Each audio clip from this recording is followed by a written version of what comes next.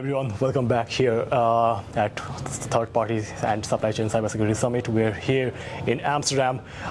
We just had our final day, a second day of the event. I am Firoz from GR Global Group. Joining us here, Mr. Lennart Pikaart from BitSight. Lennart is director at BitSight for Benelux and Nordics region. It's a pleasure to have you here, Lennart. How are you today? Thank you. Yeah, it was. I'm really good, and it was a good event to have conversations with clients around third-party risk management. Yeah, no, you are very interactive. A lot of engagement from your side, and thanks for that. And a lot of great insight from you, and especially your presentation. What can possibly go wrong? Yeah. It's an excellent and very interesting topic indeed. We will get into that during your presentation. I was preparing a few questions and all. We'll get into more into that. Before that, if you just tell me a little bit about what BitSight does as a company and what do you do in this side? Yeah. So BitSight started 10 years back as the standard security rating agency of the world. So what we do is we gather on a mass scale data that is externally observable outside of companies, and we translate that into a security rating, which is basically an indication of how a company performs in the area of cybersecurity. And because these ratings are all the same, right? They're standardized and normalized. You can compare the rating for instance, for Shell to a governmental agency to like a company like Coca-Cola or something. So my role here is basically to make the business grow in the Benelux and the Nordics and help clients integrate BitSight data and BitSight insights into their processes, whether that is being able to quantify your cyber risk in financial terms in order to express to the board, hey, ransomware is, let's say, 1 in a 10-year event, and when it hits, it's $30 million of damage. Or maybe you want to just benchmark your own security performance towards your peers in the market, or you could use it in third-party risk. Exactly. No, that's great. Now, referring back to your presentation, what can possibly go wrong? Now, Murphy's Law says anything can possibly go wrong, will go wrong. You know? And now, when you're giving the presentation, looking at your title, one thing came in my mind. Back in Ireland, we have an entrepreneur, Brodie Sweeney. Back in the 90s, he started a business on sandwich bar chain, and it was very successful back in the 90s. He made million out of that, And when the recession kicked in, it kind of collapsed and he had to sell it out, right? And then he started a new business in 2012, 2013 with a Thai food restaurant chain, right? And he is very successful again, right? And people sometimes forget that once he started, he failed and he started again and he became successful. They see his success now. And I saw, he was asked actually that how can in his organization everything goes so well, everything goes so right. So he said because he kind of ran out of everything which could go wrong, and now that's when things started going right. So we see that at the moment as well in when it comes to supply chain risk, cybersecurity risk, or third-party risk. We see a lot of companies, a lot of mistakes has been done in the market, and then we are learning from that, and we are here to prevent that. So what do you think, what can possibly go wrong at the moment in the context of supply chain risk and cybersecurity risk and third-party risk?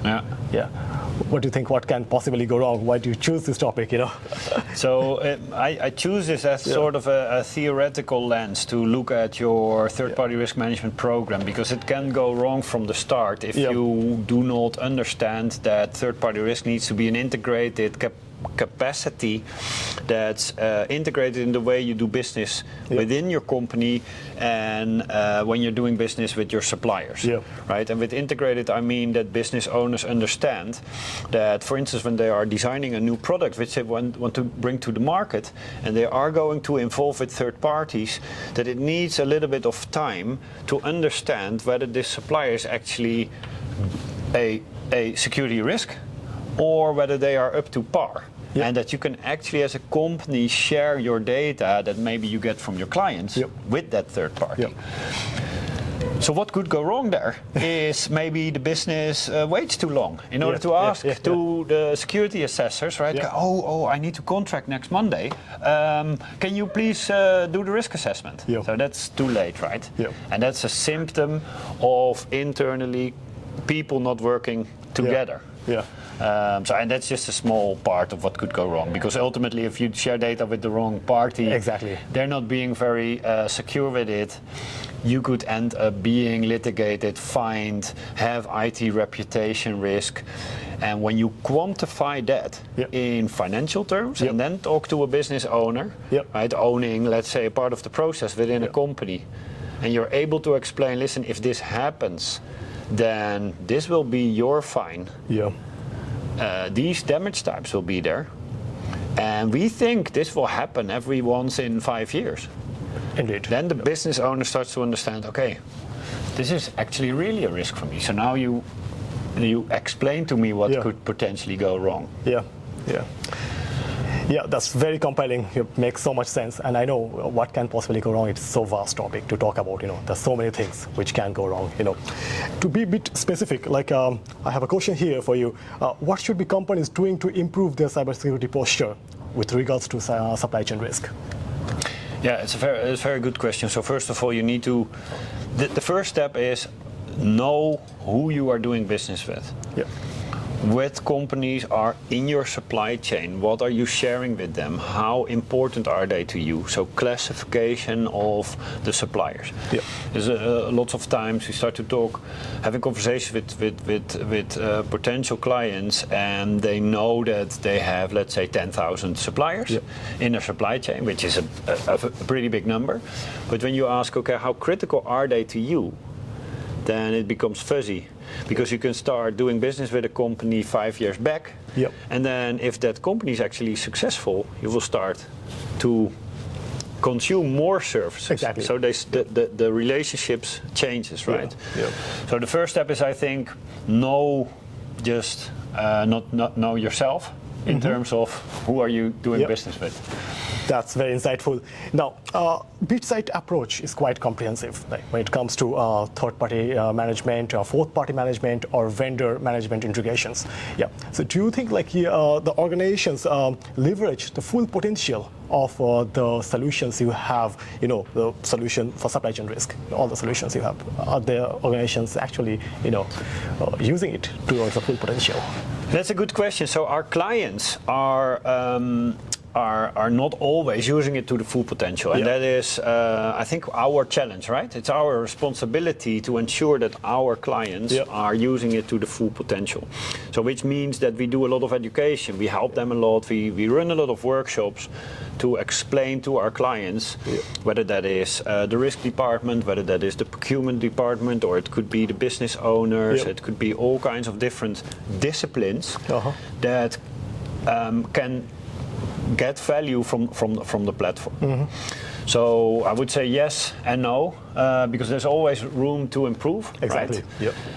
And a lot of companies are just starting this journey right now because they are maybe being pushed by regulations. So now they really have to invest in let's say, a security rating in order to continuously monitor the security performance of their most important suppliers in their supply chain. And if they're not leveraging that to the maximum potential, is there any suggestion you can give to them, like how they can do it, make it happen, Yes, I think first of all, right, the continuous monitoring is one part, because normally what you do is you do an audit, you send out a questionnaire, you get answers, everybody understands that this is a point in time risk assessment. And you can do it super good, you can do it medium good.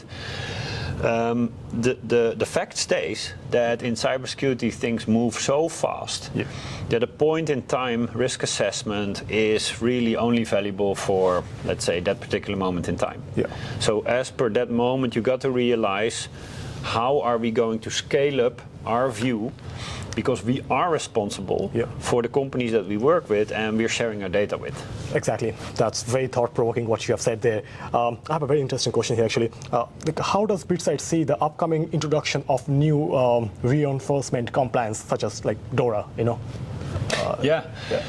I think we will see a lot more of those. Yeah. So I think a couple of weeks back, the SEC, right, the regulator for the stock exchange in the US, they also announced new regulations. For instance, forcing companies to understand what potential incidents could mean for their company, and also in terms of financial. Yeah. So they need to now start to invest in this competency to translate cyber risk into financial terms. Now, when it comes to DORA is, I think, a harmonization law, right? Yeah. It's going to be a law, so there's no deciding anymore. Do I want to comply to it or not? It's the law, and I think it's probably 5 years later than what we've seen happening in the US. Yeah. So we will be seeing a lot more here in Europe too. And how do you see the supply chain cyber risks evolving over the time, and especially in Europe? How do you see it, like, this evolves? Yeah, I think what we'll see is especially the integration of third-party risk with the cyber perspective, right, IT security perspective. It will become much more integrated in existing supply chain risk management processes. Where you see now it's sort of the old player in the cybersecurity or risk department, and it will be just one of the normal things to manage in supply chain risk. Exactly. But we're nowhere near that moment still. I think most mature companies are starting to realize that, but the followers up, the fast followers up, they're not there yet. Yeah, I think everyone agreed to that. I was chatting with Tom and I was chatting with Aaron, and they all agreed that the readiness for dealing with cyber chain risk attacks, no organization is fully ready at the moment. My final question, like, you have been here yesterday and today as well. You have been very interactive throughout the event. Any key takeaways you would like to share with us? Yeah, I think a key takeaway is that all the experts that I was talking to understand that the next step in cyber risk management is the quantification piece. Yep. So some mature companies already do it expert opinion based, right? Yeah. And nowadays with a company like BitSight, we are now able to complement that approach with solid quantification. Right, so data-driven quantification of cyber risk in order to complement your expert opinion-based modeling and to enhance the end result. And the trade-off decision at board level about, okay, where do we prioritize? Where do we put our money? How big is the risk? Do we want to insure that, or do we want to accept it and manage part of it? Do I get a better result by investing this in IAM or in MFA or in the supply chain? Those are questions that the CISO nowadays are being asked, and they don't have the tools yet to answer the question. That's so intriguing what you said. Look, Lennart, it's been a pleasure to have you here, and thanks a million to have a chat with us. We'd love to see you next edition of our third-party and supply chain security cybersecurity summit. Have a rest of the day. Have a great day, and we'll catch up again. Thank you. Thank you. Bye. Bye.